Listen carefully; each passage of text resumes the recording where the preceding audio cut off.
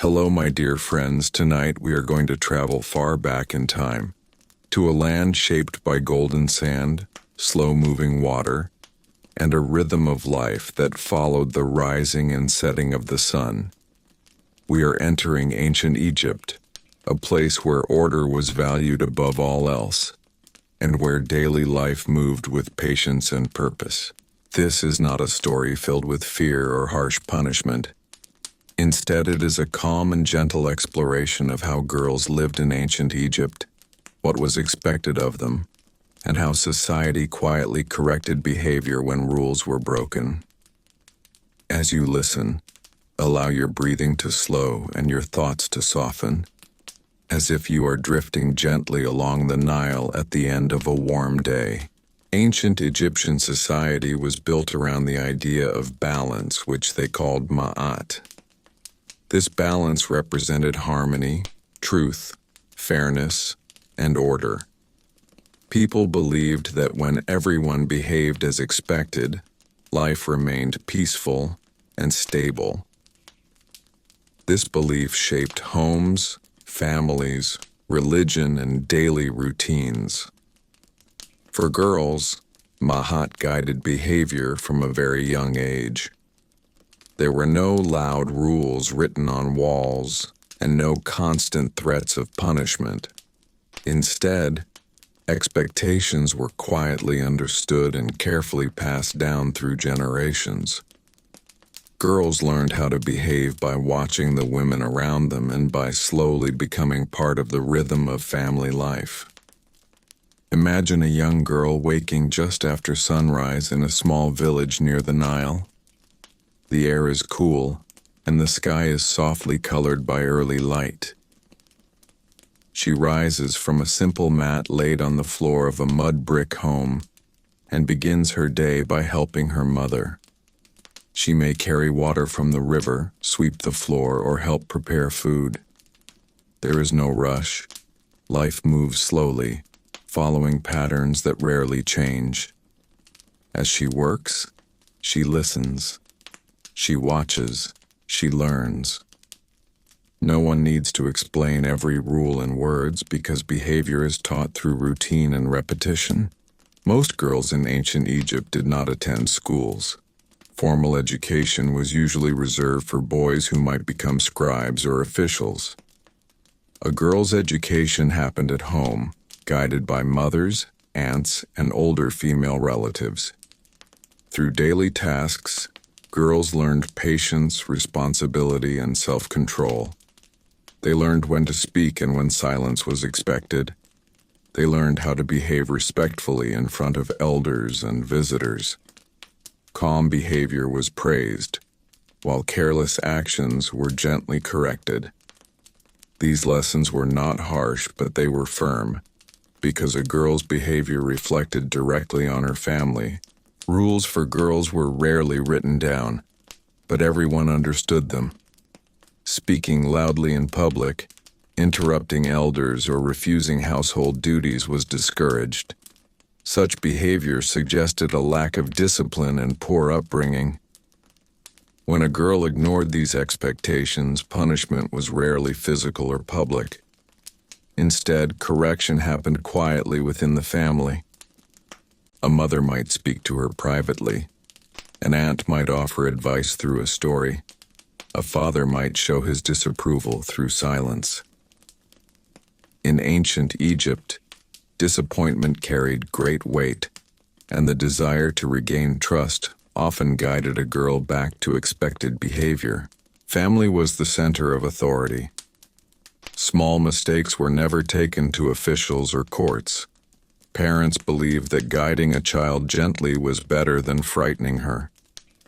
If a girl behaved carelessly, her family might limit her movements for a while, ask her to remain closer to home, or increase her responsibilities. These actions were understood as correction rather than punishment.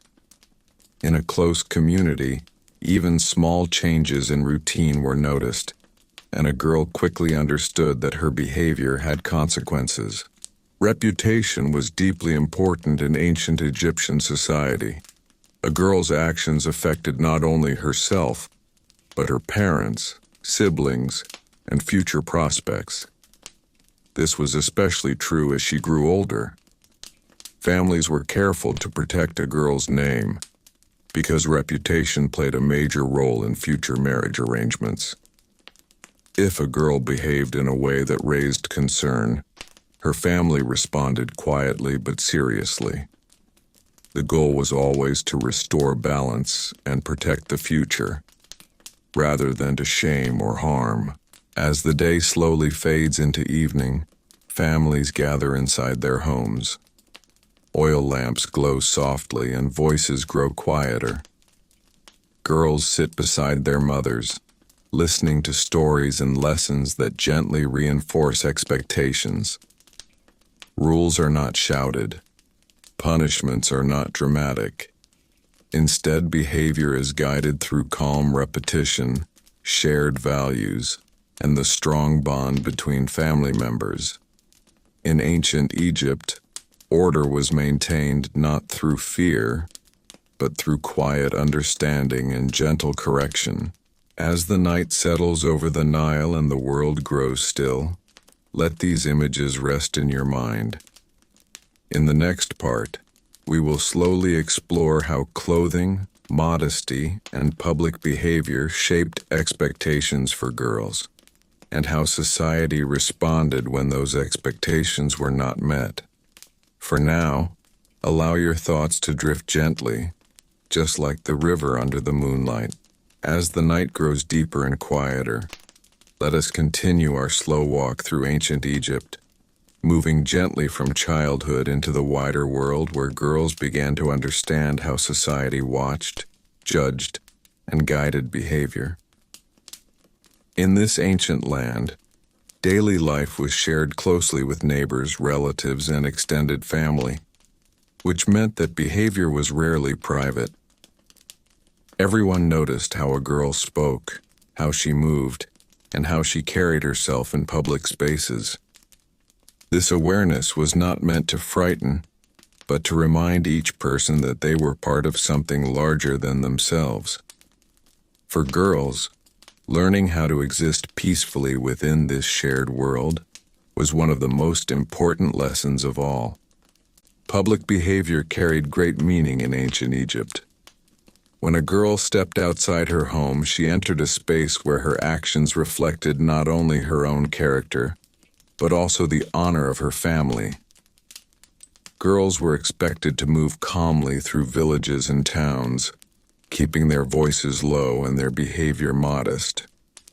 Loud laughter, careless speech, or drawing attention to oneself was discouraged. Such actions suggested imbalance, and imbalance was something ancient Egyptians worked hard to avoid. If a girl forgot these expectations, correction followed quietly. A family member might walk beside her more closely, or she might be reminded later inside the safety of the home that public spaces required restraint. Markets, temples, and riverbanks were places where girls learned quickly how society functioned. These were shared spaces, filled with adults, elders, and strangers. Girls were taught to observe more than speak, to follow rather than lead. When mistakes happened, they were rarely addressed in the moment. Families preferred to avoid public scenes. Instead, lessons were delivered afterward, through calm discussion or subtle changes in routine. A girl might be asked to stay home from the market for some time, or she might be accompanied more closely by an older woman. These changes were not announced as punishment, but the message was clear. Modesty was closely connected to behavior. Clothing in ancient Egypt was simple, made mostly from linen, but how it was worn mattered. Girls were expected to dress neatly and appropriately, especially in public. Careless appearance was not seen as rebellion, but as a sign of poor guidance. When a girl appeared immodest or untidy, correction usually came from other women. Mothers, aunts, or neighbors would quietly adjust clothing or offer advice. These moments were gentle, almost routine, and designed to teach rather than embarrass. Public shaming was avoided whenever possible, as it disrupted harmony and caused unnecessary tension. As girls entered adolescence, expectations slowly increased. This stage of life was seen as important and delicate. Families became more protective, not out of fear, but out of responsibility. A young girl's reputation mattered greatly, especially as future marriage became a topic of quiet discussion. Social behavior was observed more closely, and freedom was balanced carefully with supervision. If a girl behaved in a way that caused concern, the response was usually a tightening of boundaries. She might spend more time at home, take on more household duties, or be accompanied whenever she went out. These measures were meant to guide her gently back toward accepted behavior. Religion quietly shaped these expectations as well. Ancient Egyptians believed the gods watched over daily life, not just grand ceremonies. Order and balance were sacred ideas, and personal behavior was believed to affect the harmony of the world. Girls were taught that respectful conduct pleased the gods, while careless behavior disturbed Maat. When correction was needed, families sometimes used religious stories or gentle warnings to explain why balance mattered. These lessons were calm and reflective, encouraging understanding rather than fear. A girl was guided to see her behavior as part of a larger system, one that connected family, community, and the divine. Silence played an important role in correction. In many cases, the strongest response to misbehavior was not words, but distance. A father's quiet disappointment, a mother's withdrawn warmth, or an elder's silence could speak louder than punishment. These moments encouraged reflection. A girl learned to notice changes in how others treated her, and through this awareness, she understood that trust had been affected. Regaining that trust became the goal, and behavior often adjusted naturally as a result. Ancient Egyptian society believed that constant balance required patience. People did not expect perfection, especially from the young. Mistakes were seen as part of learning. What mattered was how those mistakes were addressed. For girls, correction was a process, not a single event. Guidance was repeated gently, woven into daily life, and reinforced through routine. Over time, these lessons shaped behavior so deeply that rules no longer felt external. They became part of how a girl understood herself and her place in the world. As the evening air cools and lamps glow softly inside homes, families gather once again. The outside world grows quiet. Inside, lessons continue without force, without fear, and without urgency. Girls sit close to their mothers, absorbing not only words, but tone, silence, and example. In this way, society passed its values forward, one calm evening at a time. And as the night deepens, we prepare to move further into this ancient world, where work, responsibility, and daily duties shaped both behavior and consequence in gentle but lasting ways. As the night grows even quieter, let us continue our gentle journey through ancient Egypt, moving slowly into the daily responsibilities that shaped a girl's life and behavior. In this ancient world, work was not separated from learning. For girls, daily duties were an important way society taught discipline, patience, and respect. From a young age, girls were expected to help inside the home, and these responsibilities increased gradually as they grew older. This was not seen as punishment but as preparation for adulthood. Through daily work, girls learned how to behave properly and how to contribute to family harmony. Household duties formed the center of a girl's routine. She helped prepare food, clean living spaces, and care for younger children. These tasks were repeated day after day, creating a steady rhythm that left little room for chaos. If a girl neglected her duties or completed them carelessly, correction followed quietly. A mother might ask her to redo the work, or an elder might remind her of her responsibility to the family. Sometimes additional tasks were added, not as a harsh response, but as a lesson in discipline. In ancient Egypt, work itself was often used as a gentle form of correction, reinforcing the importance of care and attention. Daily routines also taught girls about time and patience. Life along the Nile followed natural cycles, and girls learned to respect these rhythms. Rushing, complaining, or refusing to help disrupted harmony and was discouraged. When such behavior appeared, families responded calmly. A girl might be asked to stay indoors for the day, focusing on household tasks rather than social activities.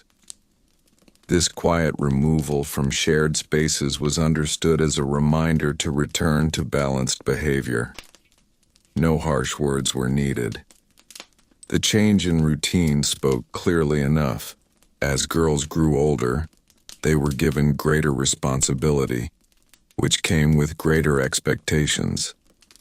A teenage girl might manage parts of the household on her own, or assist in caring for extended family members.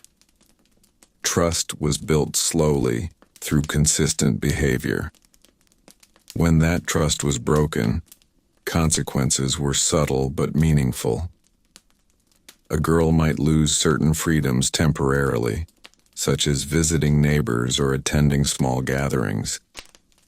These limits were not framed as punishment, but as protection and guidance, encouraging reflection rather than resistance. Work outside the home was limited for girls, but they were still visible members of the community. Fetching water, helping at markets, or assisting neighbors were common activities. These moments were important as they placed girls in public view. Behavior during these tasks mattered greatly. Calm movement, respectful speech, and modest conduct were expected. If a girl behaved carelessly in public, families preferred to address the issue privately afterward. She might be asked to remain at home for a period, reducing her public presence until trust was restored. This quiet withdrawal was one of the most effective forms of correction in ancient Egyptian society. Social comparison also played a role. Girls observed how others were treated based on behavior. A well-behaved girl was trusted, given responsibility, and spoken of kindly. A careless girl might notice fewer invitations, more supervision, and quieter conversations around her. These social signals were powerful. Without formal punishment, they guided behavior naturally. Ancient Egyptian society relied on these subtle cues to maintain order, especially among the young. As evening returned and the heat of the day faded, families gathered once again inside their homes. The work of the day slowed, and the pace of life softened. Girls sat with their families, listening to conversations that gently reinforced expectations. Stories were shared, lessons repeated, and mistakes quietly corrected. There was no need for urgency. Ancient Egyptians believed that steady guidance given over time created lasting understanding. In this calm world, Discipline was woven into daily life rather than imposed suddenly. Girls learned through routine, responsibility, and observation. Correction was not meant to break the spirit, but to shape it carefully. As lamps flickered and shadows moved gently across the walls, these lessons settled quietly into memory, becoming part of a girl's identity. And as the night deepens, we prepare to move further into this ancient society, where reputation, trust, and social roles continued to shape behavior in subtle and lasting ways. In ancient Egypt, historical records show that social rules were closely tied to law, family structure, and long-standing tradition. Girls were not treated as outsiders to the legal system, but their lives were guided mainly through family authority rather than state control. Egyptian law, as preserved in papyri and inscriptions, focused more on maintaining order than on issuing harsh penalties for everyday behavior. For girls, this meant that most discipline never reached courts or officials. Instead, families were expected to manage conduct according to accepted social norms. This system reduced public punishment and strengthened private correction, which became a defining feature of daily life. Historical evidence suggests that Egyptian society placed high value on family reputation. A girl's behavior was understood to represent the honor of her household. Because of this, families took responsibility for ensuring proper conduct. If a girl acted in a way considered improper, the response was corrective rather than punitive. Written legal texts rarely mention punishments specifically for girls, which suggests that most issues were resolved informally. Loss of trust, reduced social freedom, and increased supervision were common responses. These measures were historically effective because marriage prospects, inheritance, and social standing depended heavily on reputation. Ancient Egyptian women, including young girls, held a relatively respected position compared to many other ancient societies. Historical sources show that women could own property, inherit wealth, and appear in legal contracts. However, these rights came with expectations of responsible behavior. Girls were trained early to understand their future roles within marriage and household management. When behavior threatened these roles, families intervened quickly. This intervention was not recorded as punishment in legal documents, but archaeological and textual evidence indicates that correction was embedded in family life, rather than enforced by law. Religion played a supporting role in shaping behavior. Historical texts describe Ma'at as the guiding principle of justice and order. Maintaining Ma'at was considered a shared responsibility. Girls were taught that improper behavior disrupted balance, not only within the family, but within society itself. Religious instruction reinforced discipline without the need for force. Priests and temples rarely intervened directly in family matters involving girls unless larger legal issues were involved. This separation kept everyday discipline within the home and preserved social stability. In cases where behavior became publicly problematic, such as accusations of dishonor or serious misconduct, historical records indicate that families acted to prevent escalation. A girl might be withdrawn from public life temporarily, limiting interaction with the wider community. This action protected both the girl and the family from further scrutiny. It also served as a corrective measure, allowing reputation to recover over time. Such responses align with Egypt's broader legal culture, which preferred restoration of order over punishment. Marriage contracts from ancient Egypt further support this historical pattern. These documents show that a woman's social standing and behavior were important considerations. Families carefully prepared girls for marriage, understanding that future security depended on trust and reputation. If a girl's conduct raised concerns, corrective steps were taken early. These steps were not dramatic or violent, but methodical and quiet. The historical absence of harsh recorded punishment suggests that society relied on prevention rather than reaction. Archaeological evidence, including household layouts and settlement structures, also supports the idea of close family supervision. Homes were designed for shared living, making behavior visible to relatives. This physical closeness reinforced social rules naturally. Girls learned boundaries simply by living within these spaces. Correction required little explanation, as daily life itself reinforced expectations. The structure of Egyptian homes contributed directly to this quiet system of discipline. From a historical perspective, the lack of explicit punishment records for girls does not indicate absence of rules.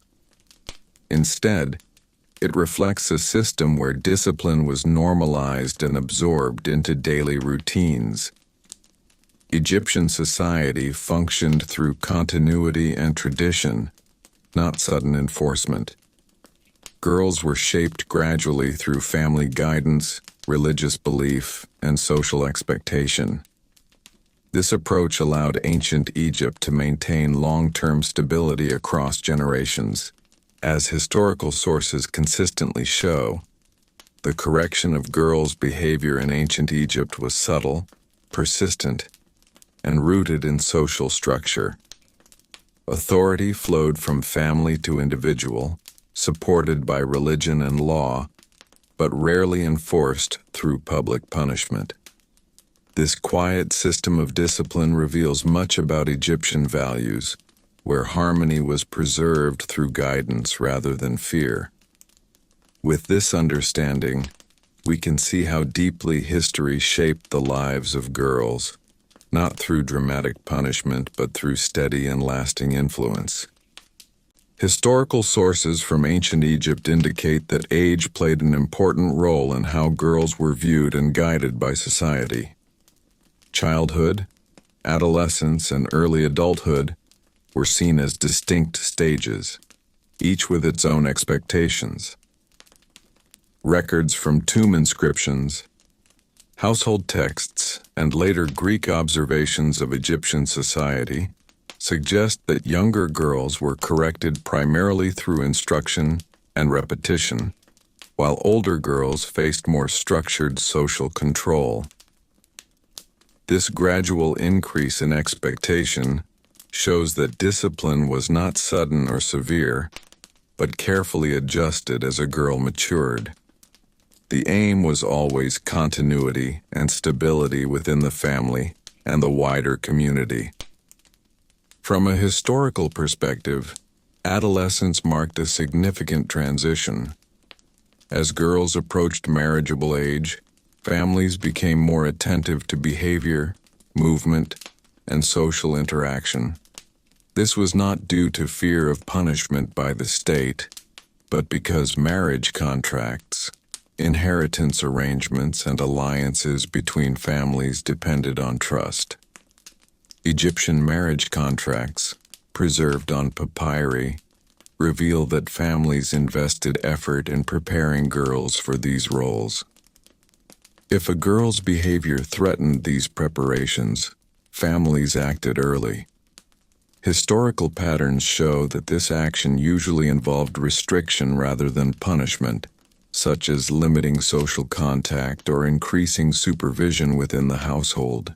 Legal history in ancient Egypt further supports this pattern. Egyptian law focused largely on property, contracts, and disputes rather than moral discipline within families. Courts were primarily concerned with theft, fraud, land ownership, and serious crimes. There is little evidence of courts punishing girls for social misbehavior. This absence strongly suggests that society relied on informal correction systems.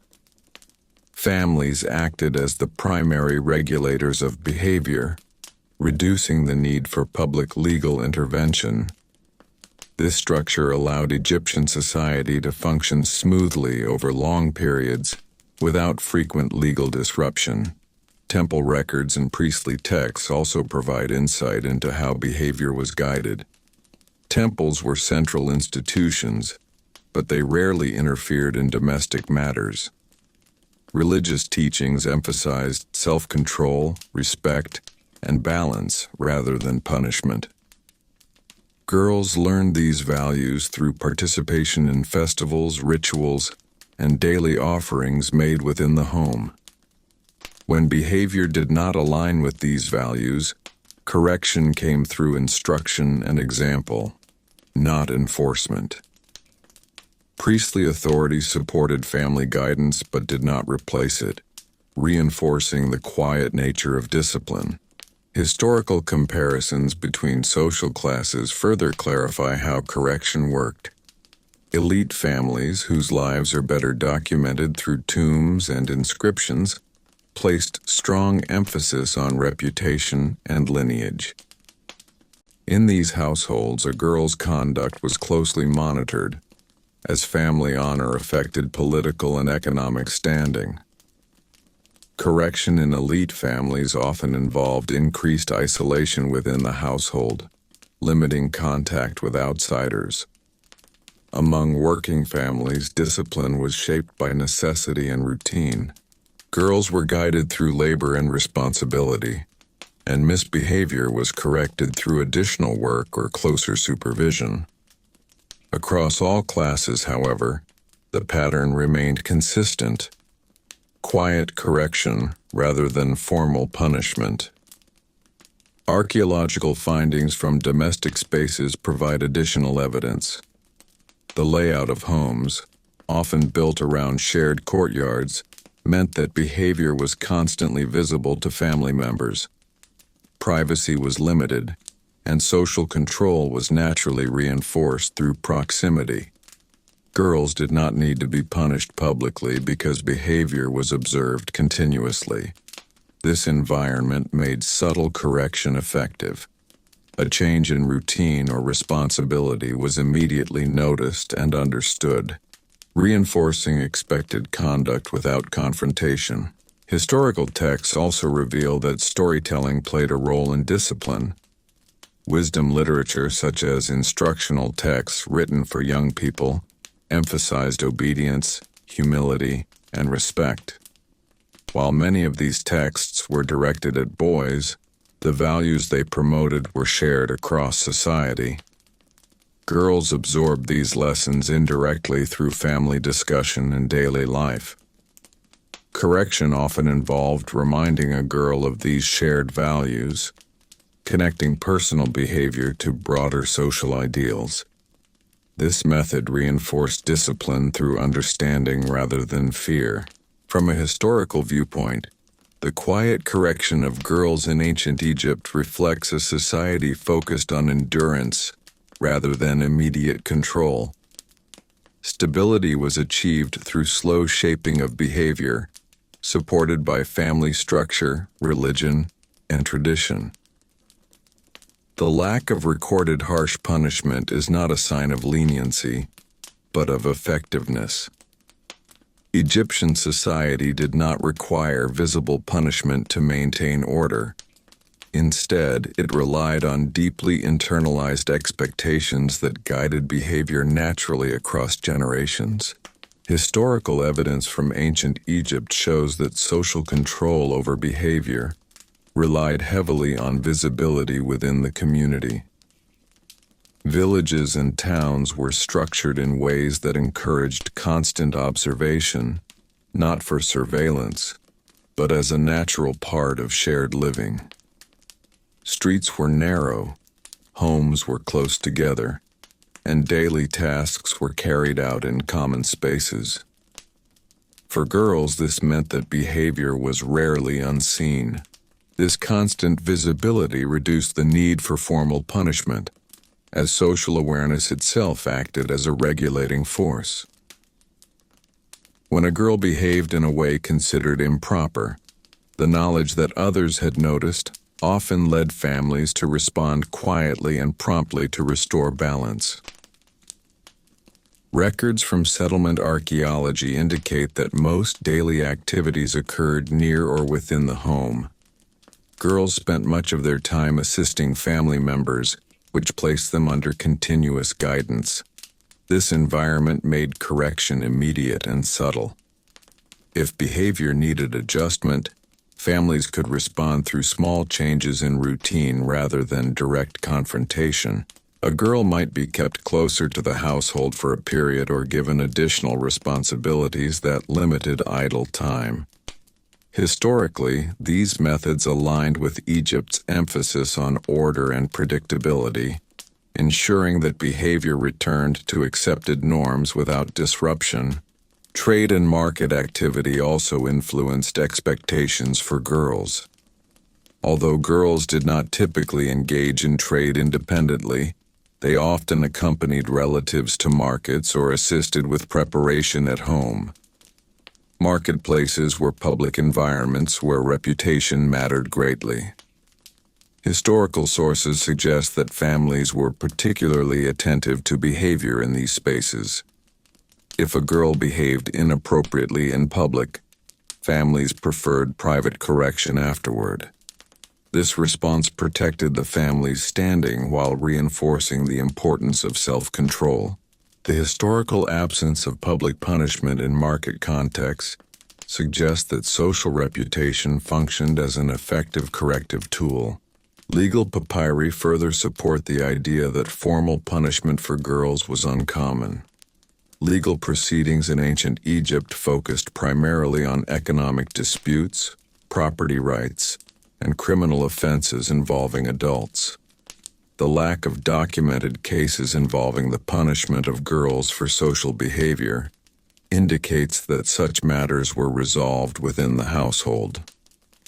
This division of responsibility between family and state allowed Egyptian law to remain focused on maintaining broader social order rather than intervening in domestic life. For girls, this meant that discipline remained personal and continuous, rather than formal and episodic. Historical analysis of marriage arrangements reinforces this interpretation. Marriage contracts often included provisions related to property and support, reflecting the importance of stability and trust. Families invested significant effort in maintaining a girl's reputation before marriage. If concerns arose, families acted early to correct behavior quietly.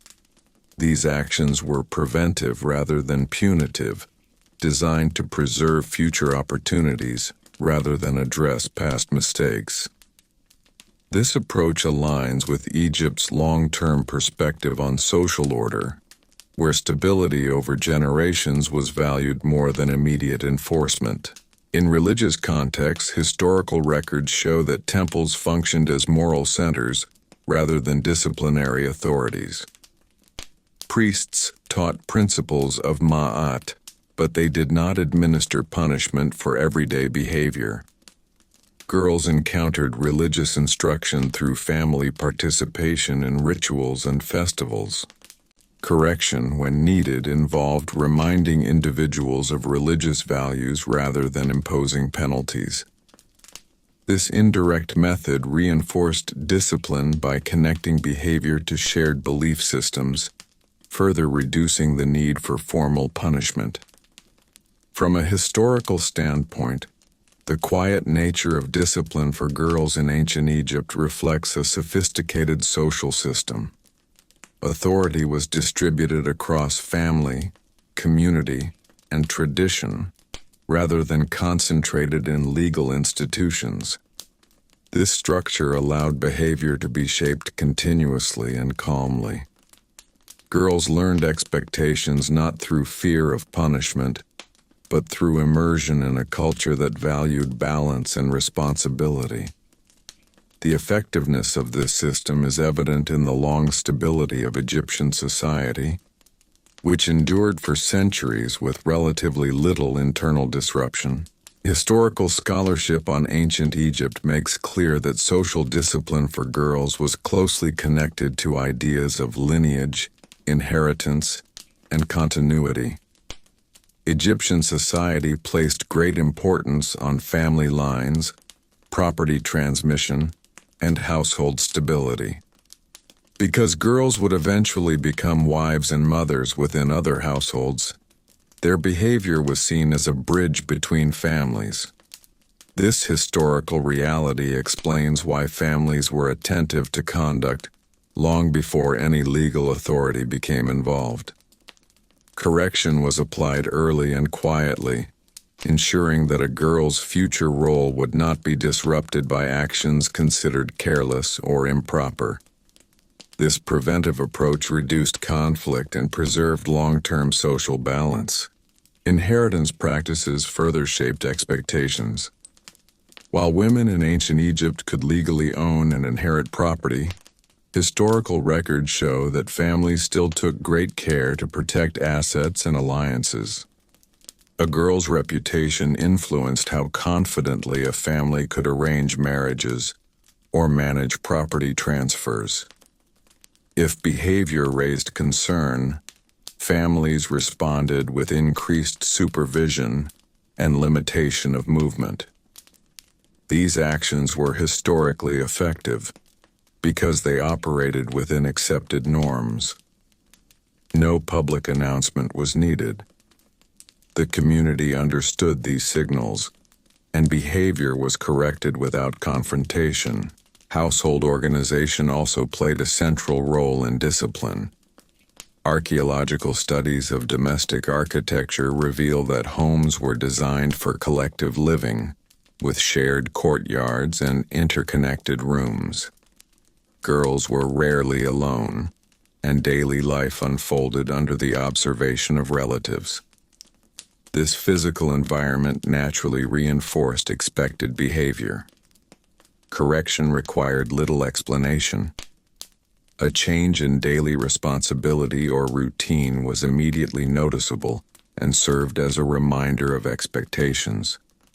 This form of discipline was historically consistent across regions and social classes, demonstrating how architecture supported social control. Textual evidence from wisdom literature and moral teachings further supports this system. Instructional texts emphasized obedience, humility, and respect for authority. Although many surviving texts were written for male audiences, the values they promoted were universal. Girls absorbed these principles through family life, storytelling, and observation. When behavior did not align with these values, correction involved repetition of lessons rather than punishment. This method allowed discipline to become internalized, reducing the need for external enforcement. Historical accounts also show that emotional restraint was highly valued. Displays of anger or confrontation were discouraged, especially within the household. Families believed that calm correction preserved harmony more effectively than harsh response. For girls, this meant that mistakes were addressed quietly, often through silence or reduced interaction rather than verbal reprimand. Such responses encouraged reflection and self-adjustment. Over time, this approach shaped behavior in a way that aligned with Egypt's broader cultural emphasis on stability. Social class influenced the form, but not the principle of discipline. In elite households, girls experienced stricter supervision due to the political and economic importance of family reputation. Historical inscriptions suggest that elite families invested heavily in maintaining honor, using seclusion and controlled interaction as corrective measures when needed. In working households, discipline was integrated into labor, and routine. Girls were corrected through increased responsibility or closer involvement in household work. Despite these differences, the underlying historical pattern remained the same. Correction was quiet, continuous, and family-based. Historical continuity across dynasties further demonstrates the effectiveness of this system. Over thousands of years, Egyptian society maintained remarkably consistent social norms. This stability suggests that informal discipline within families was sufficient to guide behavior. Girls grew into women who understood expectations deeply, not because they feared punishment, but because norms were reinforced daily through routine and environment. The absence of dramatic punishment in historical records reflects not leniency, but cultural efficiency. From a historical perspective, the quiet correction of girls' behavior was a deliberate feature of Egyptian society. Authority flowed gently but persistently from tradition to family to individual. This structure allowed order to be maintained without constant legal intervention. Girls learned boundaries early, adapted to expectations naturally, and carried these values into adulthood. The system relied on patience, observation, and continuity, rather than force. As we look back through the lens of history, it becomes clear that ancient Egypt shaped behavior through subtle control, rather than overt punishment. This approach supported long-term social stability and preserved harmony within households and communities alike. The quiet nature of discipline was not accidental, but central to how Egyptian civilization endured for centuries with remarkable consistency. Historical evidence from administrative records and social studies of ancient Egypt shows that gender roles were clearly defined, yet flexible enough to function within a stable system. Girls were prepared from an early age to manage responsibilities that supported household continuity. This preparation was not enforced through harsh discipline, but through gradual integration into adult roles. The absence of dramatic punishment in records suggests that society relied on early guidance to prevent behavior that could later require correction. By shaping habits early, families reduced the likelihood of public conflict or legal involvement. Economic life also influenced expectations placed on girls. Although most economic activity was managed by men, households depended on women's organization and labor. Girls were trained to support these functions, learning skills that maintained household efficiency. Historical records indicate that failure to perform expected tasks did not result in legal penalties, but in internal family correction. This correction often took the form of increased instruction or responsibility rather than reprimand. The aim was competence and reliability, qualities essential to economic stability. Court records from ancient Egypt rarely reference girls directly, which historians interpret as evidence of effective private regulation. Legal systems intervened only when disputes threatened public order. Since families managed behavior internally, courts remained focused on larger societal concerns. This separation allowed the state to function efficiently while families maintained moral and behavioral standards. Girls thus experienced discipline as a continuous process embedded in daily life, rather than as isolated punitive events.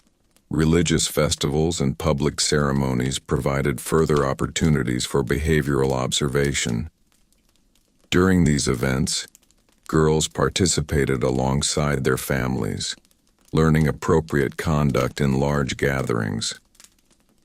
Historical descriptions of festivals emphasize order and ritual, with little mention of disorder. When deviations occurred, families responded privately afterward. This approach preserved the dignity of both individual and community. The lack of recorded public punishment during religious events supports the idea that informal correction was preferred. Comparative studies between regions within Egypt show consistency in these practices. Whether in urban centers or rural villages, families employed similar methods of guidance. This consistency across geography and time suggests that quiet correction was a deeply ingrained cultural practice rather than a local custom. Girls learned expectations that remained stable across generations, contributing to Egypt's long-lasting social structure. Historical analysis also highlights the role of elder women in maintaining discipline. Mothers, grandmothers, and aunts acted as primary instructors, transmitting knowledge and correcting behavior. Their authority was widely accepted and respected. This female-led guidance reduced the need for external enforcement and reinforced continuity within families. Girls learned to respond to correction not as punishment, but as part of communal learning. The cumulative effect of these practices was a society in which behavioral norms were internalized. Girls grew accustomed to self-regulation, understanding that actions carried consequences even when those consequences were not formally imposed. This internalization of norms is evident in the stability of Egyptian social life over centuries. Historical continuity suggests that this system effectively balanced individual behavior with collective order. From a historical standpoint, the quiet discipline of girls in ancient Egypt reflects a mature social framework. Authority was exercised through tradition, observation, and routine, rather than force. This framework minimized conflict, preserved reputation, and ensured long-term stability. The system's success is reflected in the enduring legacy of Egyptian civilization, where social order remained remarkably consistent despite political change. Historical research into ancient Egyptian family law shows that responsibility for behavior rested primarily within the household. Fathers were considered the legal heads of families, but daily supervision and guidance of girls were largely managed by women. This division of roles created a stable system where authority was present without being overwhelming. Girls learned early that behavior was observed constantly, not by officials, but by family members whose approval mattered deeply. Because authority was familiar and personal, correction was accepted more easily and resisted less often. Written sources such as letters, household records, and instructional texts suggest that obedience and reliability were key expectations for girls. These qualities were necessary for maintaining order within the home. When a girl failed to meet expectations, families responded by reinforcing routine. Historical patterns indicate that repetition was a common method of correction. Tasks were reassigned, instructions repeated, and supervision increased. This method avoided confrontation and allowed behavior to improve gradually. Over time, such repetition shaped habits that aligned with social norms. Historical evidence also points to the importance of silence as a disciplinary tool. Silence was culturally meaningful in ancient Egypt and often signified disapproval. When a girl behaved improperly, elders might reduce conversation or withdraw warmth temporarily. This response was subtle but powerful. It encouraged reflection without public embarrassment. The effectiveness of silence as correction is suggested by its frequent appearance in wisdom texts, where restraint and calm response are praised. For girls, Learning to interpret silence was part of understanding social boundaries. Marriage preparation further influenced discipline. Families viewed adolescence as a critical stage requiring careful guidance. Behavior during this period could affect negotiations between households. Historical marriage contracts emphasize trust, cooperation, and stability. If a girl's behavior threatened these values, families intervened quietly to restore confidence. Such intervention might involve limiting social contact or delaying certain responsibilities. These actions were corrective, not punitive, and aimed at preserving long-term prospects rather than assigning blame. Archaeological findings from burial practices also offer insight. Tomb inscriptions often praise women for qualities such as modesty, loyalty, and wisdom. These qualities were cultivated from childhood through consistent guidance. The absence of negative descriptions suggests that social systems effectively corrected behavior before it became publicly problematic. Girls learned expectations early and adapted accordingly, reducing the need for formal punishment later in life. Historical continuity across different periods of Egyptian history supports the idea that these methods were stable and enduring. From the Old Kingdom through later dynasties, social norms regarding family discipline remained largely unchanged. This consistency indicates that quiet correction within families was sufficient to maintain order across centuries. Girls grew up understanding boundaries not because they feared punishment, but because expectations were reinforced daily through routine and example. Legal historians note that the Egyptian state trusted families to manage internal matters. This trust reduced administrative burden and strengthened social cohesion. Girls were shaped by a system that valued gradual adjustment over sudden enforcement. Correction was not an event but a process woven into everyday life. This approach allowed society to function smoothly without frequent conflict or intervention. From a historical perspective, the experience of girls in ancient Egypt reflects a broader cultural strategy focused on prevention rather than reaction. Behavior was guided long before it required correction. When adjustment was necessary, it was done quietly, preserving dignity and stability. This method contributed significantly to the resilience of Egyptian civilization, which maintained social order through subtle but effective means. Historical studies of ancient Egyptian society show that discipline for girls was closely linked to the concept of social continuity. Egyptians believed that stability across generations depended on the careful transmission of values, habits, and responsibilities. Girls were central to this process because they would later manage households and raise children.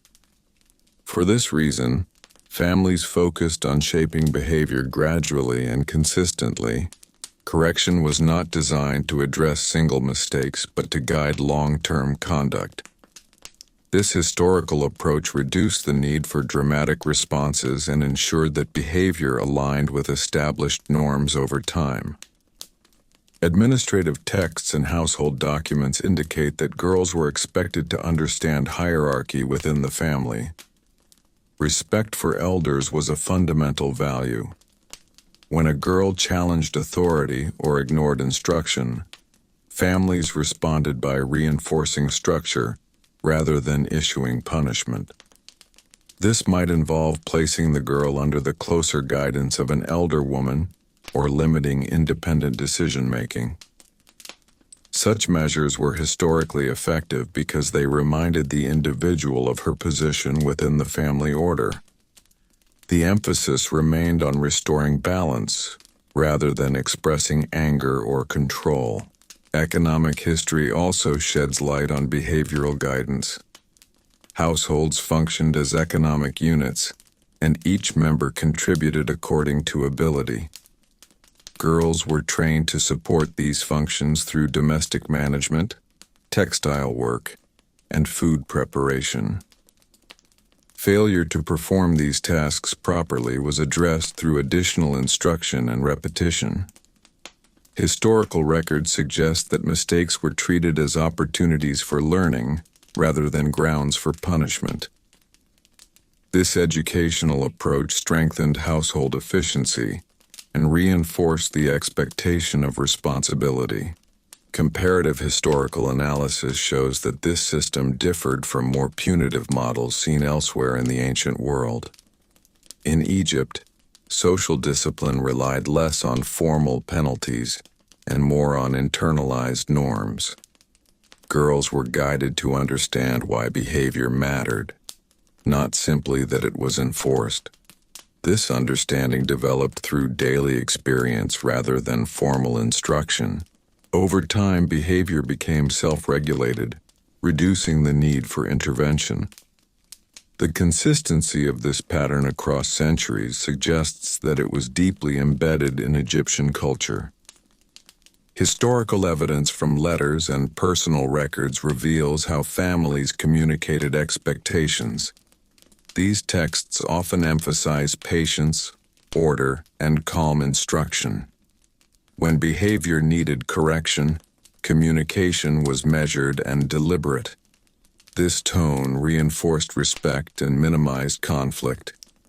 Girls learned that correction was part of care, not hostility. Such an environment encouraged cooperation and reduced resistance, making discipline more effective in the long term. The role of community also influenced behavior. While families managed discipline, communities reinforced norms through shared observation.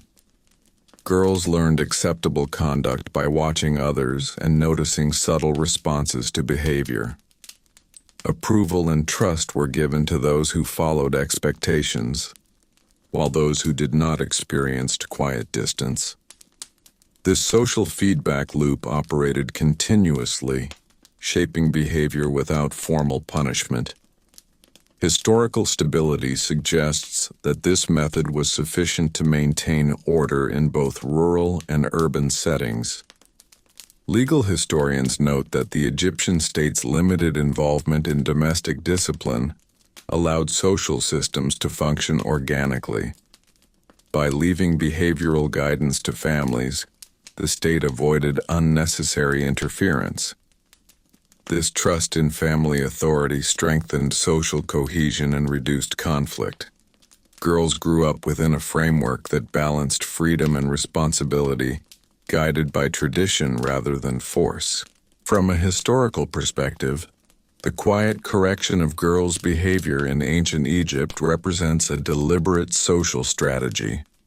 It prioritized long-term stability, personal dignity, and communal harmony. Discipline was subtle, persistent, and effective because it was rooted in daily life rather than imposed from above. This system allowed Egyptian society to endure for centuries with remarkable consistency, demonstrating the power of quiet guidance over overt punishment. Historical examination of ancient Egyptian social customs shows that behavior was regulated through long-established traditions rather than sudden authority. Girls were raised within a cultural framework that emphasized continuity of practice across generations. This continuity was maintained through consistent routines, shared expectations, and the authority of elders. Families believed that stability depended on repetition, and for girls this meant learning acceptable conduct through daily experience rather than formal instruction.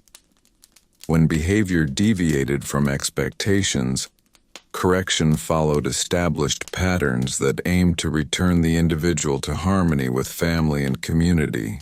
Evidence from household records suggests that correction often took the form of reassignment within the domestic structure. A girl who acted carelessly might be placed under the closer supervision of an older female relative. This historical practice reinforced learning through proximity and example. Rather than isolating individuals completely, families used guided inclusion, ensuring that the girl remained within the supportive structure of the household while her behavior was observed and shaped. This approach reduced the likelihood of repeated mistakes and maintained cohesion within the family unit. Historical studies also highlight the importance of time as a disciplinary factor. Correction was rarely immediate or dramatic. Instead, families allowed time for reflection and adjustment. Changes in routine or responsibility were maintained long enough for behavior to shift naturally. This gradual method aligns with Egypt's broader cultural emphasis on patience and endurance. Girls learned that behavior had lasting consequences, not because punishment was severe, but because expectations were consistent and long-term. Social historians note that emotional restraint was a valued trait in ancient Egypt. Displays of strong emotion were discouraged, particularly within family settings. For girls, this meant that correction was delivered calmly and without confrontation. Raised voices or physical responses were considered disruptive to harmony. Instead, families relied on controlled responses that preserved dignity for both the individual and the household. This restraint reinforced the idea that discipline was a shared responsibility rather than a personal conflict. Historical references to daily correspondence reveal that instruction often occurred through indirect communication. Advice might be given through stories, proverbs, or examples drawn from everyday life. Girls absorbed lessons gradually, linking behavior to outcomes observed around them. When mistakes occurred, elders reminded girls of these lessons rather than imposing new rules. This method strengthened memory and understanding, ensuring that correction was connected to familiar values rather than imposed authority. Comparative analysis of regional practices indicates that this approach was consistent across Egypt. Whether in agricultural communities along the Nile or in administrative centers, families used similar methods to guide behavior. This consistency suggests that quiet correction was not dependent on local custom, but on shared cultural values. Girls across different regions experienced similar expectations and forms of guidance, contributing to a unified social identity throughout the civilization. Historical continuity further supports the effectiveness of this system. Over centuries, Egyptian society maintained stable family structures and social norms. This stability would not have been possible without effective behavioral regulation at the household level. Girls, shaped by consistent guidance and quiet correction, carried these values into adulthood. They became transmitters of tradition, passing expectations to the next generation without the need for formal enforcement. From a historical perspective, the discipline experienced by girls in ancient Egypt reflects a society that trusted gradual influence over immediate control. Behavior was shaped through time, repetition, and shared values. Quiet correction preserved dignity, reinforced harmony, and supported long-term stability. This approach allowed Egyptian civilization to maintain order with minimal reliance on formal punishment, demonstrating the strength of tradition and family authority in shaping human behavior. Historical research into ancient Egyptian social organization shows that behavior was shaped not only by family authority, but also by long-standing cultural memory. Egyptians valued the past deeply, believing that traditions handed down by ancestors were essential to maintaining order in the present. Girls grew up surrounded by this sense of continuity. Customs were not questioned often, because they were seen as proven through time. When behavior did not align with these inherited norms, correction was applied in a way that restored alignment with tradition rather than introducing new rules. This historical attachment to the past helped maintain consistency across generations. Educational practices, though informal for girls, further reinforced this structure. While boys learned through scribal schools, girls learned through participation in daily life. Historical analysis suggests that this experiential learning was highly effective. Girls observed cause and effect directly within the household. When behavior led to trust and responsibility, opportunities expanded. When behavior caused concern, opportunities narrowed. This system required no explanation, as the connection between action and consequence was visible. Correction occurred through lived experience rather than instruction, reinforcing behavioral norms quietly and continuously. Household hierarchy also influenced discipline. Ancient Egyptian families operated within clear structures of authority, with elders holding respected positions. Girls were expected to understand and accept this hierarchy. When a girl challenged these structures, families responded by reinforcing roles rather than issuing punishment. She might be placed under closer guidance or given tasks that emphasized cooperation and responsibility. These responses reminded the individual of her place within the social order without confrontation. Historically, such reinforcement strengthened family cohesion and reduced conflict. Material culture provides additional insight into these practices. Everyday objects such as tools, clothing, and household items were shared across generations. Girls learned care and responsibility by maintaining these items. Neglect or misuse was corrected through instruction and repetition. Archaeological evidence shows little sign of items associated with punishment, suggesting that discipline relied more on teaching proper use and respect. This material continuity supported behavioral stability within the household. Historical records also indicate that storytelling was a key method of reinforcing norms.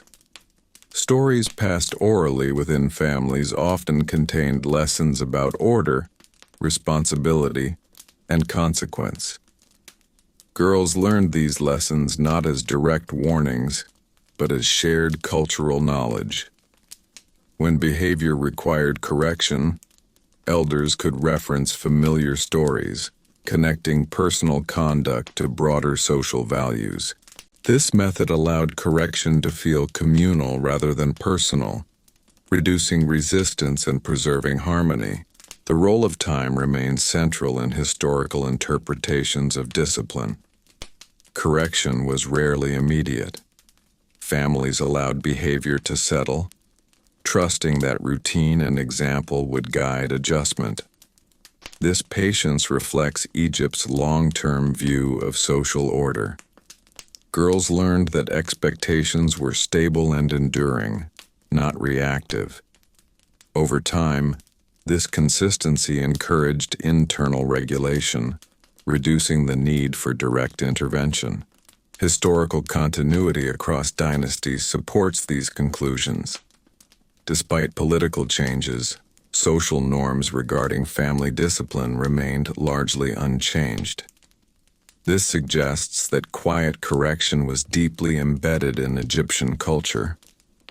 Girls raised within this system absorbed expectations naturally and carried them forward. The absence of dramatic punishment in historical records reflects the success of this approach rather than its absence. From a historical perspective, the guidance of girls in ancient Egypt demonstrates a society that valued preservation over enforcement. Behavior was shaped through tradition, observation, and routine. Correction restored balance rather than imposed control. This system allowed Egyptian society to maintain stability over centuries, relying on subtle but effective methods rooted in family life and cultural memory. Historical analysis of ancient Egyptian social ethics shows that personal conduct was closely tied to moral ideals promoted throughout society. These ideals were not enforced through strict punishment, but through continuous moral education rooted in everyday life. Girls learned these ideals gradually, absorbing them through observation of elders, participation in household rituals, and repeated exposure to expected behavior. Moral instruction was woven into daily routines, making discipline an organic part of life rather than an imposed system. When behavior strayed from these ideals, correction aimed to realign the individual with shared moral standards. Written wisdom texts from ancient Egypt emphasize values such as restraint, humility, and respect for authority. Although many of these texts were addressed to sons, historians agree that the moral framework they presented applied equally to daughters. Girls learned these values indirectly, through stories repeated at home and through the conduct expected of them. When a girl acted contrary to these principles, families responded by reinforcing moral lessons rather than issuing direct punishment. This reinforcement often took the form of reminders, examples, or changes in routine that encouraged reflection and self-correction. Historical records also suggest that community memory played an important role in discipline. Behavior was not judged only in the present moment, but remembered over time. A girl's actions contributed to how she was perceived within the community, and this perception influenced trust and opportunity. Families were aware of this long memory and acted quickly to correct behavior before it became part of a lasting reputation.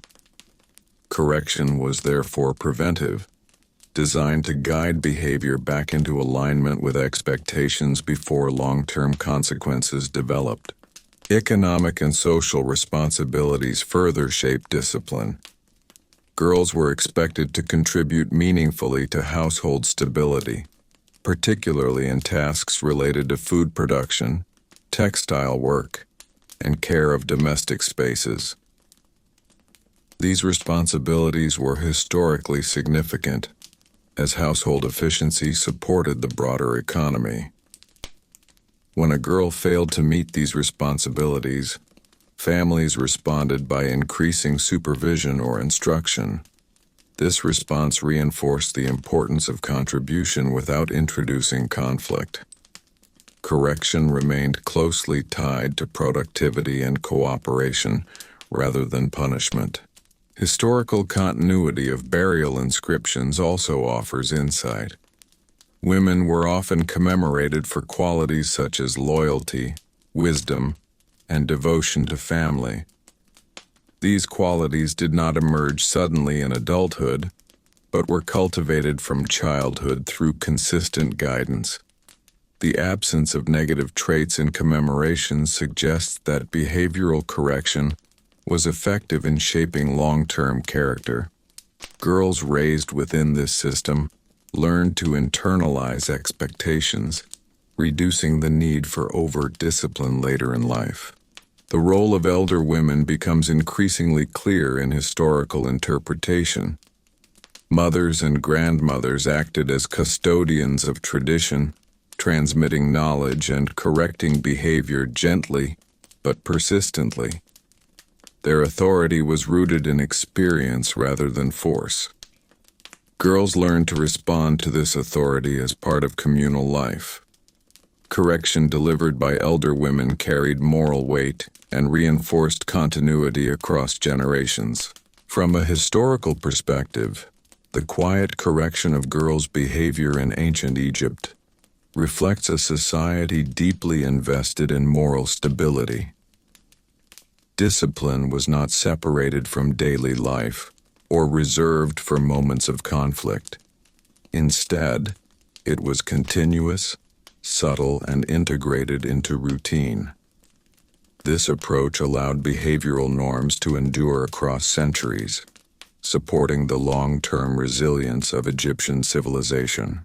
Historical research into ancient Egyptian social stability shows that discipline was deeply connected to the concept of predictability. Egyptian society functioned best when daily life followed expected patterns, and families worked carefully to maintain this sense of regularity. For girls, predictability was created through routine, repetition, and clearly understood roles. Behavior that disrupted routine was not met with sudden punishment, but with deliberate efforts to restore order. This historical preference for stability explains why correction remained quiet and measured rather than dramatic or forceful. Records from domestic life indicate that daily schedules played an important role in shaping conduct. Girls were expected to rise, work, rest, and sleep according to household rhythms. These rhythms reflected agricultural cycles and religious observances that structured Egyptian life. When a girl resisted or disrupted these patterns, families corrected behavior by reinforcing routine. Additional responsibilities or closer supervision helped realign the individual with expected rhythms. This approach treated discipline as a return to balance rather than a response to wrongdoing. Historical analysis of gender expectations further shows that girls were prepared for roles requiring patience and organization. Household management depended on careful planning and consistency. Families trained girls to value order through participation in repeated tasks. When mistakes occurred, correction emphasized accuracy and care rather than blame. This method reinforced discipline through practice. Over time, repeated engagement with structured tasks shaped behavior naturally, reducing the need for explicit punishment. Community expectations reinforced these practices. Villages operated through shared schedules and cooperative labor. Girls learned quickly that behavior affected not only the household, but the community's smooth functioning. If a girl's actions disrupted communal expectations, families acted to correct behavior privately before it affected social relationships. This preventative approach maintained trust and cooperation within the community, which was essential to survival in an agrarian society. Historical sources also indicate that emotional moderation was closely tied to routine. Excessive emotion was seen as destabilizing, particularly for the household. Girls were encouraged to maintain calmness through steady work and predictable patterns. When emotional behavior threatened order, correction involved returning to familiar routines. This method grounded individuals in structure and reduced tension without confrontation. Legal historians note that the absence of routine was often associated with disorder in Egyptian thought. By reinforcing routine within the household, families minimized the risk of conflict. Girls learned that adherence to daily patterns was a form of responsibility. Correction focused on strengthening this adherence rather than assigning guilt. This approach aligns with Egypt's broader cultural emphasis on continuity and endurance.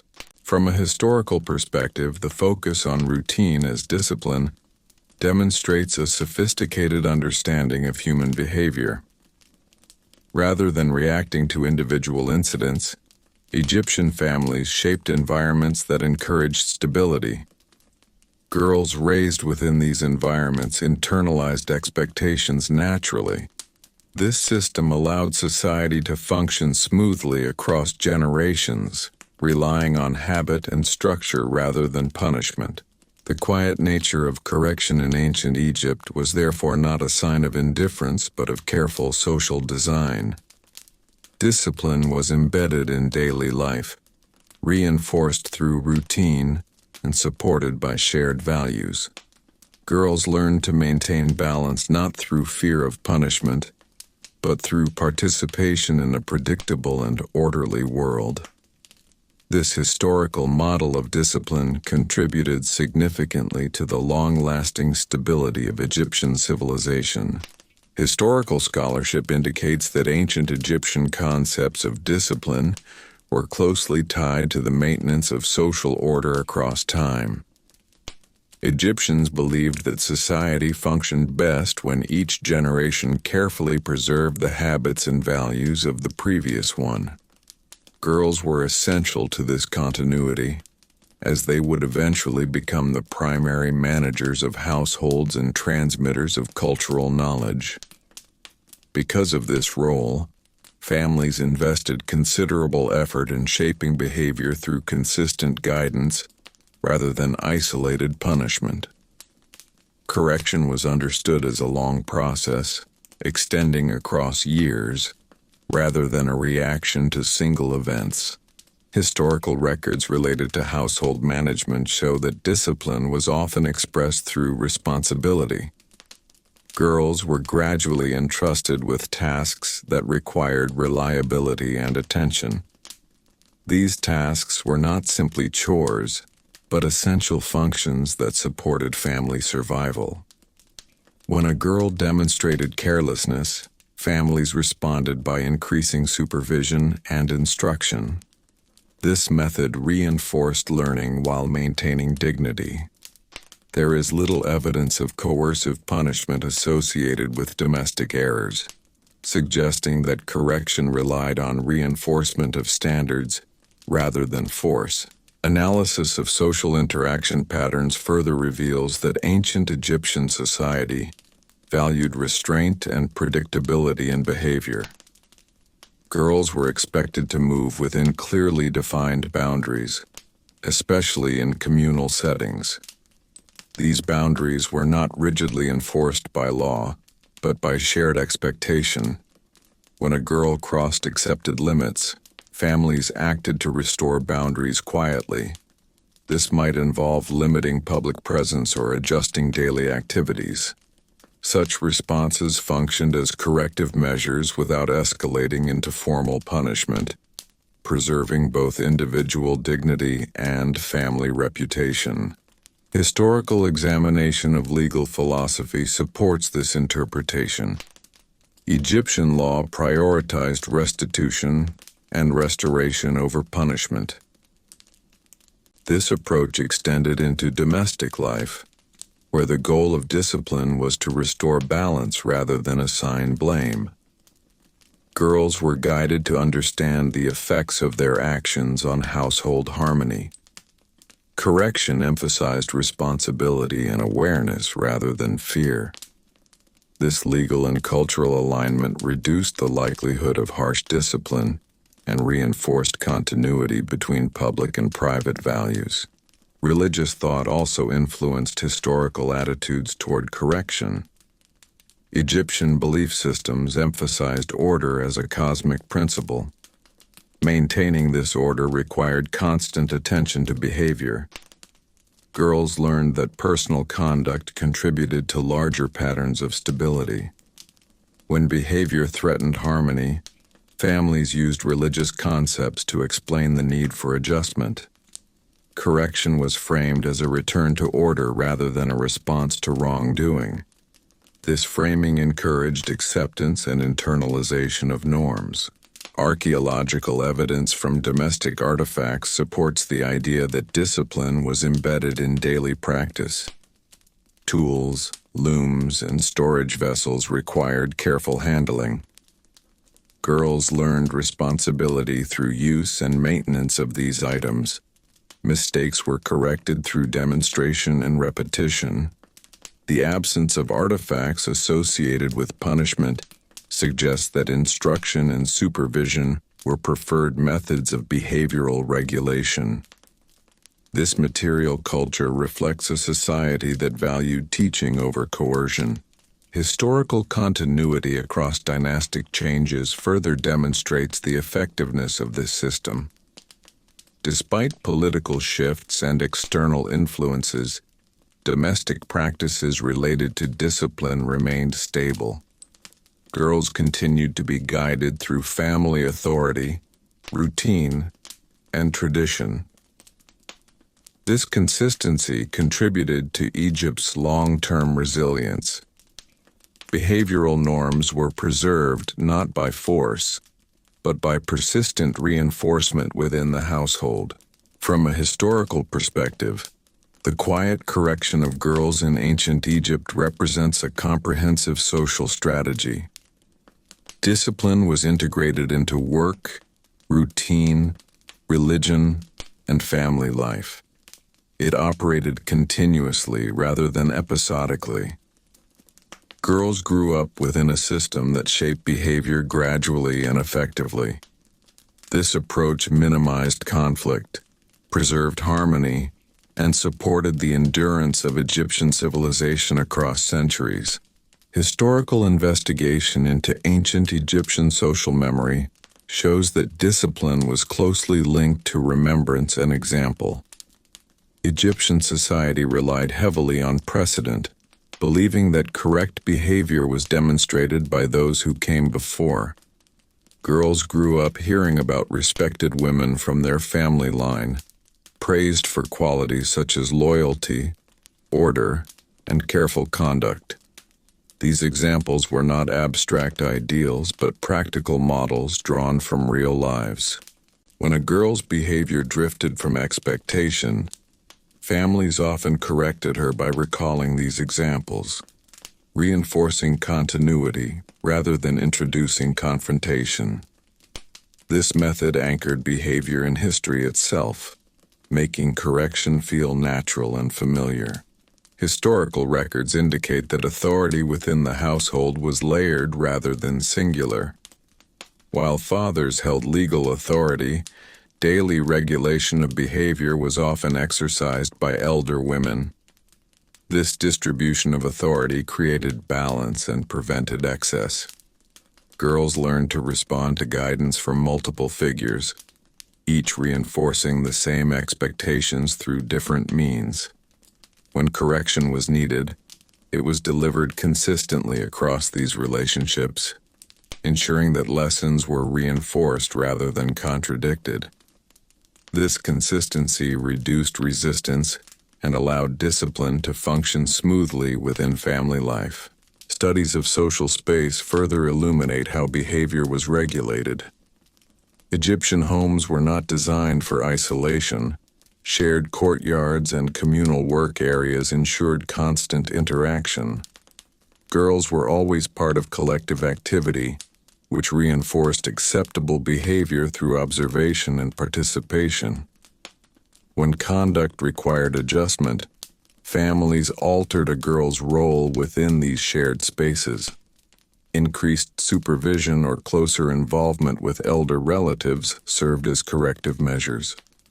These adjustments were subtle but effective, maintaining order without public reprimand. Historical analysis of labor division reveals that discipline was also tied to skill development. Girls were trained in tasks essential to household survival, including food preparation and textile work. These skills required patience and precision.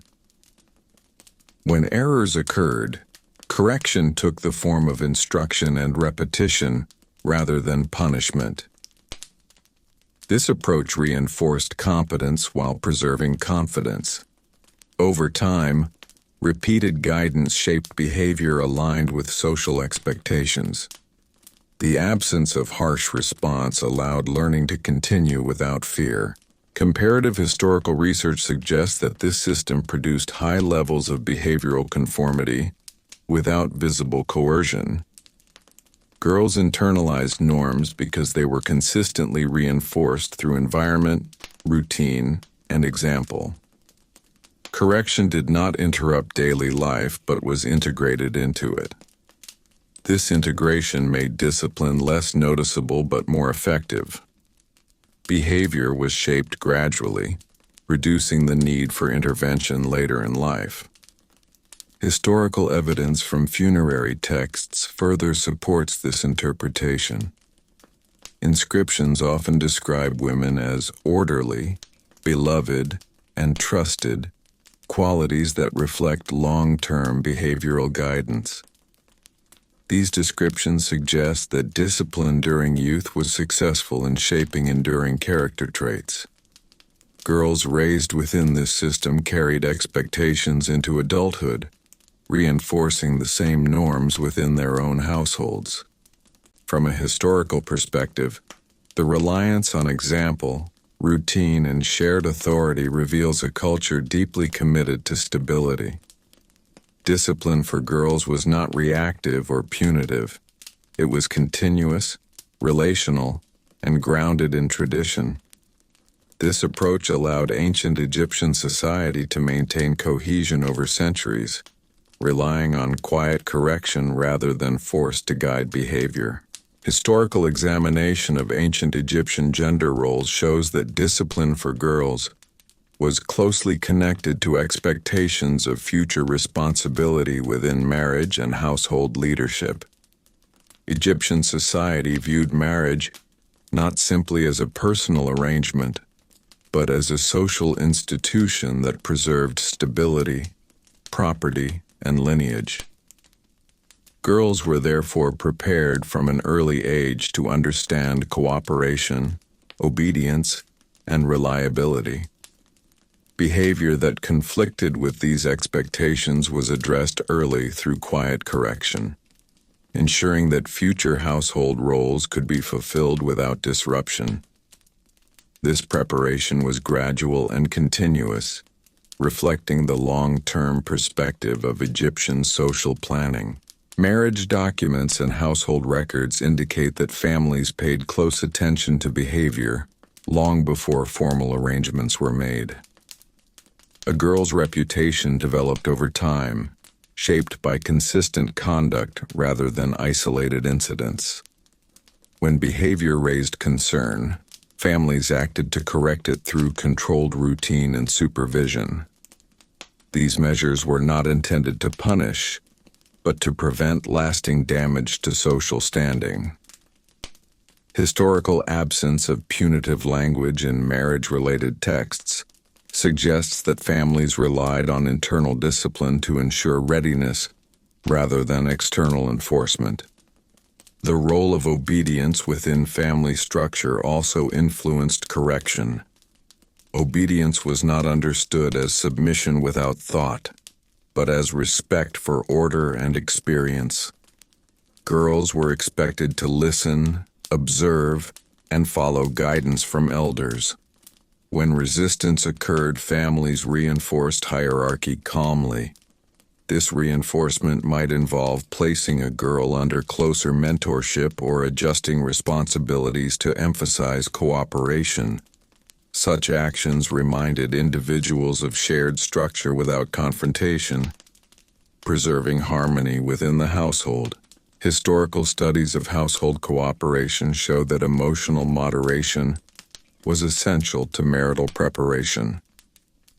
Girls were guided to manage emotion carefully, as emotional restraint was associated with reliability and wisdom. Behavior that suggested instability was corrected through routine and repetition rather than rebuke. Families believed that calm habits developed through daily practice would carry into adult life. This belief shaped discipline as a formative process rather than a corrective reaction. Social historians also note that community awareness reinforced these practices. While families managed discipline privately, communities observed behavior over time. A girl's consistent conduct contributed to her family's standing and influenced future alliances. Families therefore treated correction as an investment in long-term trust. Quiet adjustment protected both individual and collective reputation, aligning personal behavior with social expectation without public intervention. Archaeological interpretations of household artifacts further support this model. Objects related to domestic management required cooperation and care. Girls learned responsibility through use of these items, and mistakes were corrected through instruction. This approach linked discipline to skill rather than fault. By focusing on improvement rather than blame, families reinforced competence while maintaining dignity. Historical continuity across generations demonstrates that this system successfully prepared girls for adult roles. Women who later managed households and raised children had internalized expectations shaped through years of quiet guidance. They, in turn, passed these norms forward, ensuring stability without formal punishment. This generational transmission highlights the effectiveness of Egypt's approach to discipline, rooted in preparation rather than enforcement. From a historical perspective, the discipline experienced by girls in ancient Egypt was inseparable from their preparation for future responsibility. Correction was subtle, forward-looking, and grounded in family authority. This approach supported social continuity and reduced conflict, allowing Egyptian society to maintain order across centuries through calm and persistent guidance. Historical evidence from administrative documents and cultural studies shows that ancient Egyptian society relied heavily on self-regulation rather than enforced control. Girls were raised within an environment where expectations were so deeply embedded that behavior often corrected itself without the need for direct intervention. This self-regulation developed gradually through years of consistent guidance, observation, and repetition. Families believed that once habits were properly formed, behavior would remain stable without constant supervision.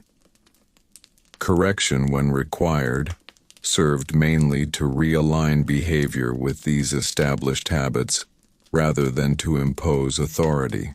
Historical studies of daily household interaction reveal that discipline was rarely separated from instruction. Girls were not corrected only after mistakes, but guided continuously through explanation and demonstration. Tasks were shown, repeated, and refined over time.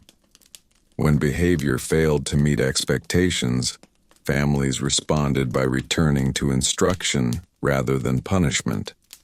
This method emphasized improvement and learning rather than fault. The persistence of this approach across centuries suggests that it was culturally reinforced and widely accepted. Social historians note that trust played a significant role in behavioral regulation. Girls who demonstrated reliability were given increased responsibility and freedom within the household. This trust functioned as both reward and incentive. When behavior disrupted this trust, families responded by reducing independence rather than issuing punishment. This adjustment was understood clearly within the household and required no explanation. Restoration of trust depended on consistent behavior over time, reinforcing long-term discipline rather than immediate compliance. Historical examination of family correspondence suggests that correction was often framed as concern rather than authority. Letters and personal records emphasize care, guidance, and responsibility. This tone influenced how discipline was perceived. Girls understood correction as part of family investment rather than control. This perception reduced resistance and encouraged cooperation. Behavior adjusted gradually as individuals sought to restore harmony rather than avoid punishment. The structure of ancient Egyptian society also contributed to this system. Extended families often lived in close proximity, increasing the number of elders involved in guidance. This shared authority reduced the likelihood of extreme responses. Correction was moderated through collective agreement, ensuring that discipline remained measured and consistent. Girls learned that expectations were shared across generations, reinforcing their legitimacy and stability. Historical analysis of long-term social stability supports the effectiveness of this approach.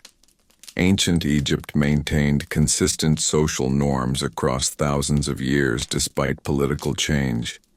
Such continuity suggests that internal regulation within families was sufficient to maintain order. Girls raised within this system internalized behavioral norms deeply, carrying them into adulthood and transmitting them forward without the need for formal enforcement. From a historical perspective, the quiet correction of girls' behavior represents a deliberate cultural strategy. By emphasizing habit formation, trust, and instruction, Egyptian society minimized conflict and preserved harmony. Discipline functioned as a continuous process rather than an episodic response. This system allowed individuals to adapt naturally to expectations while maintaining dignity and stability within the family and the broader community. Historical analysis of ancient Egyptian community structure shows that discipline for girls was reinforced not only within the household, but also through shared social expectations that extended across neighborhoods and kin groups. Egyptian communities were tightly connected, often made up of extended families living close together. This closeness meant that behavior was observed naturally as part of daily interaction. Girls learned early that conduct in one household reflected on many others. Because of this interconnectedness, families took care to correct behavior quietly before it disturbed wider social harmony. Correction was seen as a protective measure for the families standing within the community, rather than a response to wrongdoing. Historical sources indicate that reputation functioned as a long-term social record. Behavior was remembered over time, not recorded formally, but carried in collective memory. A girl's consistent conduct shaped how she was perceived by neighbors and relatives. Families understood this and worked to ensure that short-term mistakes did not become lasting impressions. When behavior caused concern, corrective measures were applied discreetly, allowing time for reputation to recover. This historical pattern shows that discipline was forward-looking, focused on preserving future relationships rather than addressing past actions. Social historians also note that correction often involved adjustment of social exposure. Girls who demonstrated reliable behavior were trusted with greater participation in communal activities. Those whose behavior required guidance experienced quieter roles for a time. This adjustment was subtle and required no explanation. It functioned as both correction and instruction, reinforcing the value of appropriate conduct. Over time, restored trust led to renewed participation, demonstrating a flexible system that allowed for learning and growth. Historical examination of social rituals supports this understanding. Communal events such as festivals, gatherings, and shared labor required cooperation and orderly behavior. Girls participated alongside their families, observing and learning expected conduct. When mistakes occurred during such events, families avoided public response. Correction took place afterward, within the privacy of the household. This approach preserved communal unity and reinforced the principle that discipline should not disrupt collective life. Written evidence from moral teachings emphasizes the importance of harmony within groups. Girls were taught that personal behavior affected the well-being of others.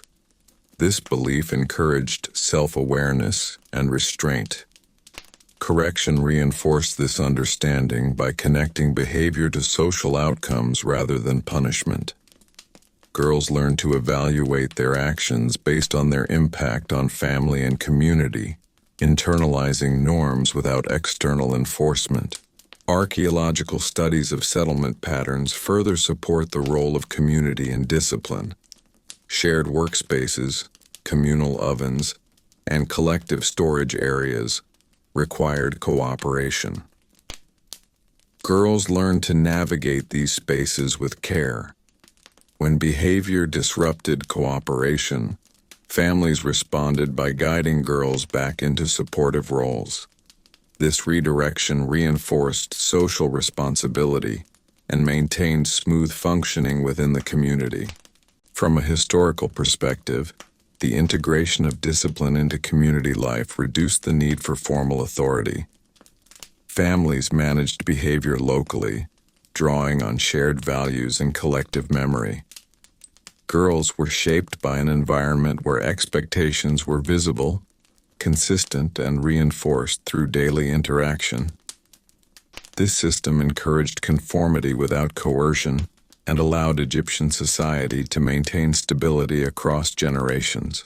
The quiet correction of girls' behavior, as shown through historical evidence, was therefore not isolated within households. It was supported by a broader social framework that valued harmony, reputation, and continuity. Discipline functioned as a shared responsibility, quietly guiding individuals while preserving the calm rhythm of community life that defined ancient Egyptian civilization. Historical research into ancient Egyptian state philosophy shows that the strength of the civilization did not come from constant enforcement, but from deeply rooted social discipline that functioned quietly within everyday life. Egyptian rulers governed vast territories over long periods, yet legal records show relatively limited intervention in domestic affairs. This was possible because families were trusted to regulate behavior internally. Girls, as future carriers of household order, were guided carefully from childhood. Discipline was understood as preparation rather than correction, shaping individuals who would naturally uphold social expectations without external pressure. Texts related to administration and governance reveal that Egyptian society relied on predictability at every level. Just as officials followed established procedures, households followed inherited customs. Girls were introduced early to these customs through routine and repetition. Behavior was not shaped through fear of authority, but through immersion in stable patterns. When deviations occurred, families responded by reinforcing tradition.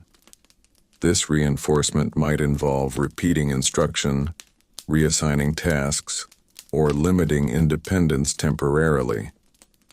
Such responses aligned domestic discipline with the broader administrative logic of the state, which valued continuity over reaction. Historical analysis of education further supports this alignment. While formal education focused on scribes and officials, informal education within households was equally structured. Girls learned through consistent participation in daily life. Errors were corrected through demonstration rather than reprimand. This method mirrored the apprenticeship models used in professional training, where mastery developed through practice. Discipline therefore functioned as part of learning, reinforcing skills and behavior simultaneously.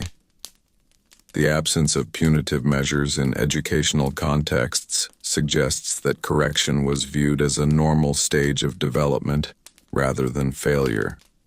Religious ideology also reinforced this approach. Egyptian belief systems emphasized that order was sustained through constant effort rather than sudden action. Ma'at was not achieved once, but maintained daily. Girls were taught that their behavior contributed to this maintenance. Correction was framed as necessary adjustment rather than punishment. By presenting discipline as part of a larger cosmic responsibility, families encouraged acceptance and understanding. This religious framing reduced resistance and strengthened internal motivation to behave according to expectations. Historical studies of emotional expression reveal that restraint was a valued trait across Egyptian society.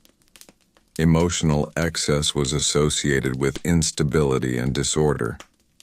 Girls were guided to manage emotions through routine, responsibility, and calm instruction. When emotional behavior disrupted harmony, families responded by returning the individual to familiar tasks and structured environments. This method grounded behavior without confrontation.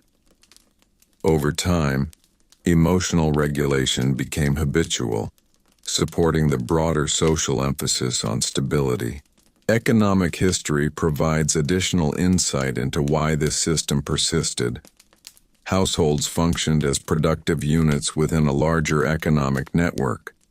Stability within households supported stability within the economy. Girls trained in orderly behavior contributed to efficient household management.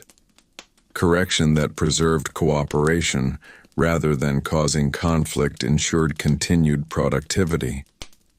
Harsh punishment would have disrupted labor and relationships, making it undesirable within an economy dependent on collective effort. Comparative historical analysis suggests that this approach was particularly effective in maintaining long-term stability. Ancient Egypt experienced remarkable continuity compared to many other ancient societies. Social norms, family structures, and behavioral expectations remained consistent despite political change. This consistency indicates that internal discipline within households was successful in regulating behavior across generations.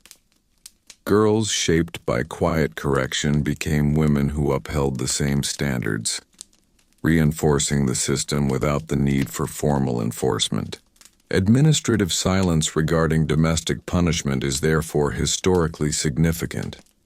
It reflects confidence in family authority and cultural norms. Girls did not require legal supervision because expectations were deeply internalized. Correction occurred early, quietly, and continuously.